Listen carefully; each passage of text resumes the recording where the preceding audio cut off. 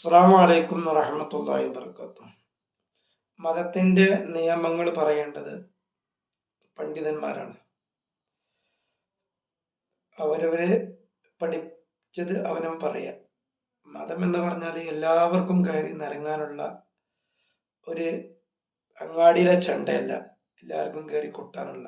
അങ്ങനെ മനസ്സിലാക്കി വെച്ച കുറെ ആളുകളുണ്ട്. അപ്പോ ബഹുമാനപ്പെട്ട സമസ്ത കേരള ജംഇയ്യത്തുൽ ഉലമ മുഷാവറ യോഗം കൂടി ഒരു പ്രസ്താവന ഇറക്കി. വ്യായാമത്തില് മതനിയമങ്ങൾ പാലിച്ചുകൊണ്ടായിരിക്കണം വിശ്വാസികൾ പങ്കെടുക്കേണ്ടത്.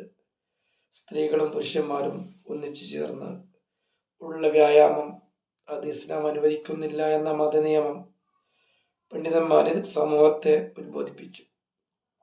അത് ഇസ്ലാമിനെ ഉൾക്കൊള്ളുന്ന സുന്നത്ത് ജമാഅത്തിനനുസരിക്കുന്ന ആലിമീങ്ങളെ പിന്തുടരുന്ന വിശ്വാസികൾക്ക് വേണ്ടി പറഞ്ഞതാണ്. അല്ല, കേരളത്തിലെ ജനങ്ങൾ മുഴുവൻ അത് അംഗീകരിക്കണമെന്ന് പറഞ്ഞിട്ടില്ല. അപ്പോ ആലിമീങ്ങളെ പിൻപറ്റാതെ തങ്ങൾക്ക് തോന്നുന്നതൊക്കെ മതമായി സ്വീകരിക്കുന്ന കുറെ ആളുകൾ നമ്മുടെ നാട്ടിലുണ്ട്.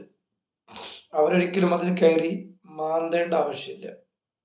ഒരു അഡ്വക്കേറ്റ് കമാൽ പാഷ, അദ്ദേഹം നേരത്തെ ചേകന്നൂർ കേസുമായി ബന്ധപ്പെട്ട് എ.പി. ഉസ്താദിനെ അതിൽ കൊടുക്കാൻ വേണ്ടിയിട്ട് ഒരുപാട് കള്ളക്കളികൾ അദ്ദേഹം നടത്തി. അതുപോലെ തന്നെ തൃശ്ശൂർ ഉസ്താദ് തുടങ്ങാൻ കരുതിയിരുന്ന ഒരു മെഡിക്കൽ കോളേജ് അത് ഇല്ലാതാക്കാൻ വേണ്ടി പലരെയും കൂട്ടുപിടിച്ച് അദ്ദേഹം നിയമത്തെ ദുരുപയോഗപ്പെടുത്തി അതിന് പാര വെച്ച വിവരം ബഹുമാനപ്പെട്ട എ.പി. ഉസ്താദ് തൻ്റെ ആത്മകഥയിൽ, വിശ്വാസപൂർവ്വം എന്ന ആത്മകഥയിൽ വിവരിക്കുകയുണ്ടായി. അന്ന് അദ്ദേഹത്തിന് ഭയങ്കര വെപ്രാളം. അദ്ദേഹം ചെയ്ത ദിവസം തന്നെയാണ് ഉസ്താദ് ആ സംഭവം വിവരിക്കുമ്പോൾ കൂട്ടത്തിൽ പറഞ്ഞു പോയത്.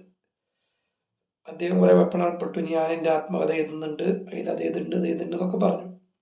അപ്പം അയാൾ ഇങ്ങനെ ഒരു ചാൻസ് ഇട്ടാൻ വേണ്ടി കാത്തിരിക്കായിരുന്നു. അപ്പം പൊതുവെ നമ്മുടെ ഈ ചാനലുകളിൽ ചർച്ചയ്ക്ക് വരുന്ന, പ്രത്യേകിച്ച് ചാനലുകളിൽ അവതാരകരൊക്കെ ഫെമിനിസ്റ്റുകളും ലിബറൽ ചിന്താധിക്കാരൊക്കെ. അപ്പം അതുകൊണ്ട് തന്നെ അവർക്ക് ഇങ്ങനത്തെ ഒക്കെ കിട്ടിയാൽ അതിനെ കുതിര കയറലാണ് അവരുടെ പരിപാടി.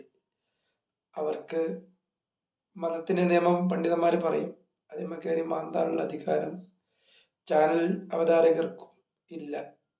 അത് ഈ മതത്തിന്റെ നിയമം മതത്തിന്റെ പണ്ഡിതന്മാർ പറയും, അത് വിശ്വസിക്കുന്നവർ വിശ്വസിക്കും. അതാണ്. ഈയിടത്ത് ഒരു സ്ത്രീക്കെതിരെ ഒരു സ്ത്രീ ഒരു വ്യക്തിക്കെതിരെ പരാതി കൊടുക്കുകയും അയാൾ റിമാൻഡിലാവുകയൊക്കെ ചെയ്ത ഒരു സംഭവം ഉണ്ടല്ലോ.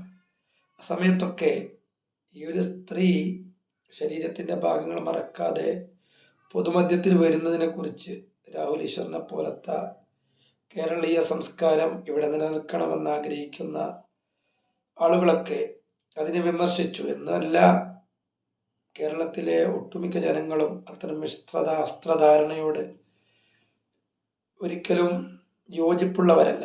പക്ഷേ ഇവർ ചാനൽ ചർച്ചയിൽ വരുന്ന അതിനെ പറ്റിയ ആളുകളെ വിളിച്ചിരുത്തി അവരങ്ങ് ഛർദ്ദിക്കുകയാണ്.